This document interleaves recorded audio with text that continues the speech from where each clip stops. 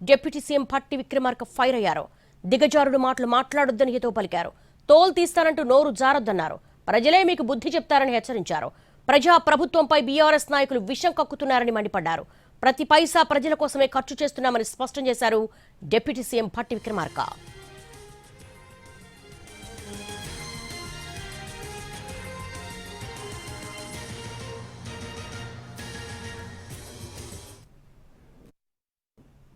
పైన అడ్డగోలుగా మాట్లాడుతా ఉన్నాం అని చెప్పి ప్రజలు వారి ఓటు ద్వారా కాంగ్రెస్ పార్టీ సంబంధించిన సర్పంచుల్ని 65% సర్పంచుల్ని రాష్ట్రంలో కాంగ్రెస్ పార్టీకి గెలిపించి పంపించి నీకు బుద్ధి చెప్తే ఇంకా బుద్ధి రాకుండా బయటకు వచ్చి తోలుస్తా అని మాట్లాడుతూ ఉంటే నిజంగా అనిపిస్తా ఉంది.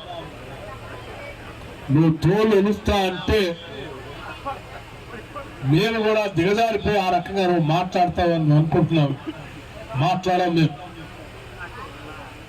నువ్వు అడ్డగోలుగా మాట్లాడినటువంటి మాటలకి ప్రజా సంక్షేమం కోసం, ఈ రాష్ట్ర అభివృద్ధి కోసం మా చేతల ద్వారా ప్రజల అభివృద్ధి చేసి ప్రజల చేతనే నీకు బుద్ధి చెప్పిస్తావు తప్ప నువ్వు ఎంత రెచ్చగొట్టినా మేము నీలాగా దిగజారిపోయి భాషను మాత్రం వాడమని స్కీమ్స్ పైన అడ్డగోలుగా మాట్లాడుతా ఉన్నాం అని చెప్పి ప్రజలు వారి ఓటు ద్వారా కాంగ్రెస్ పార్టీ సంబంధించిన